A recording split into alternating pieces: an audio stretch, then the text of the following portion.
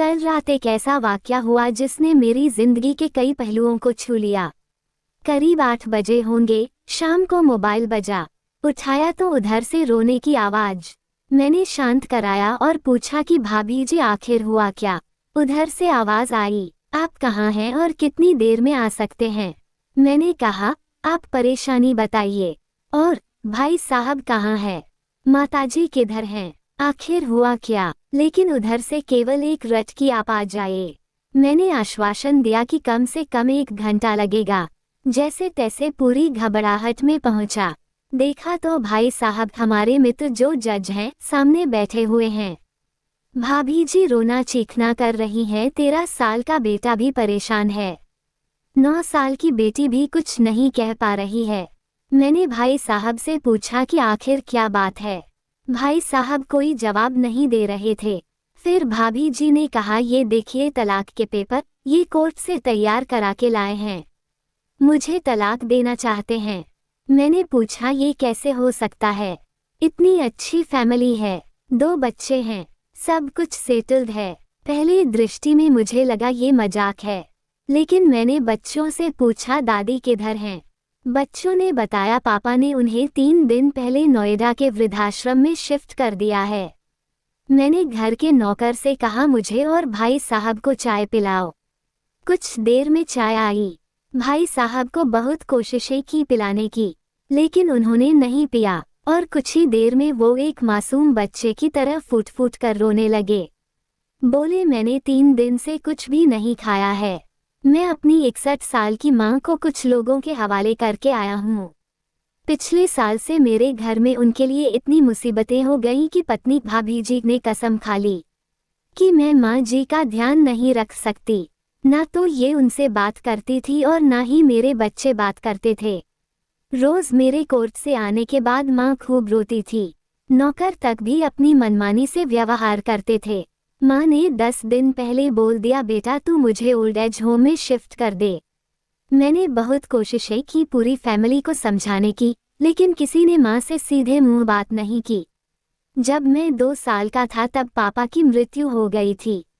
दूसरों के घरों में काम करके मुझे पढ़ाया, मुझे इस काबिल बनाया कि आज मैं जज हूँ। लोग बताते हैं माँ कभी दूसरों के घरों में काम करते वक्त भी मुझे अकेला नहीं छोड़ती थी।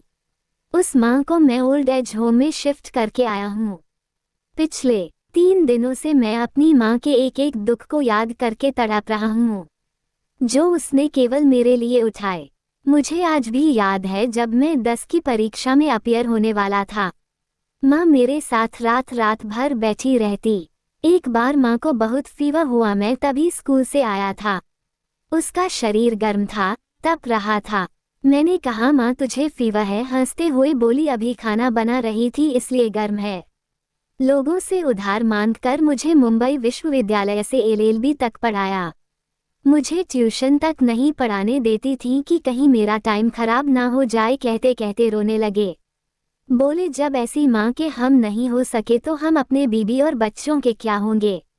हम जिनके शरीर के टुकड़े हैं, आज हम उनको ऐसे लोगों के हवाले कराए जो उनकी आदत, उनकी बीमारी, उनके बारे में कुछ भी नहीं जानते। जब मैं ऐसी माँ के लिए कुछ नहीं कर सकता तो मैं किसी और के लिए भला क्या कर सकता हूँ। आज़ादी अगर इतनी प्यारी है और माँ इतनी बोझ लग रही हैं, तो मैं पूरी आज़ादी देना चाहता हूँ। जब मैं बिना बाप के पल गया तो ये बच्चे भी पल जाएंगे। इसलिए मैं तलाक देना चाहता हूँ। सारी प्रॉपर्टी इन लोगों के हवाले करके उस ओल्ड एज होम में रहूँगा।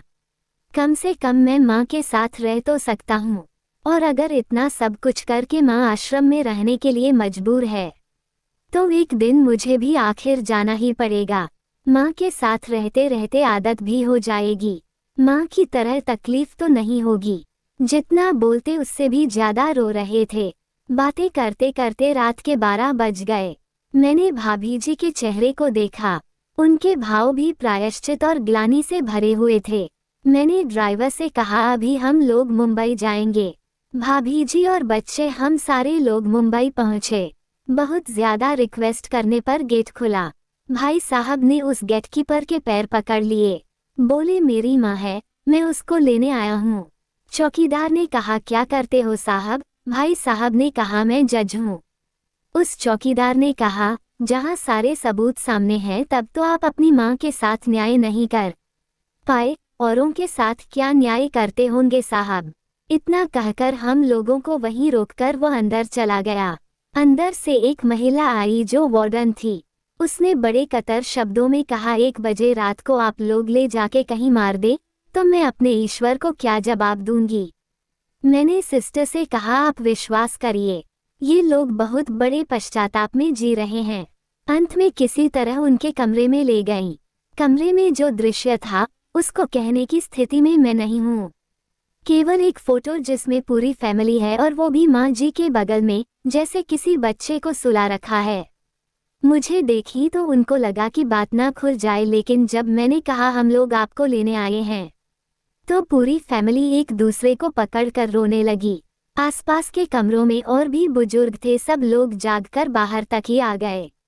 उनकी भी आंखें नम थीं। कुछ समय के बाद चलने की तैयारी हुई। पूरे आश्रम के लोग बाहर तक आए। किसी तरह हम लोग आश्रम के लोगों को छोड़ पाए। सब लोग इस आशा से देख रहे थे कि शायद उनको भी कोई लेने आए। रास्ते भर बच्चे और भाभी जी तो शांत रहे, लेकिन भाई साहब और माताजी एक दूसरे की भावनाओं को अपने पुराने रिश्ते पर बिठा रहे थे। घर आते आते करीब 4 बज गया। भाभी जी भी अपनी खुशी की चाबी कहाँ है ये समझ गई थी। मैं भी चल दिया, लेकिन रास्ते भर वो सारी बातें और दृश्य घूमते रहे। माँ केवल माँ है, उसको मरने से पहले ना मारें। माँ हमारी ताकत है, उससे बेसहारा ना होने दें।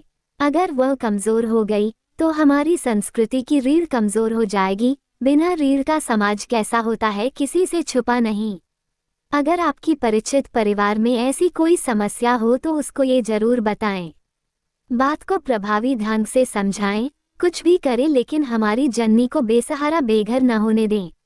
अगर माँ की आंख से आंसू गिर गए तो ये कर्ज कई जन्मों तक रहेगा।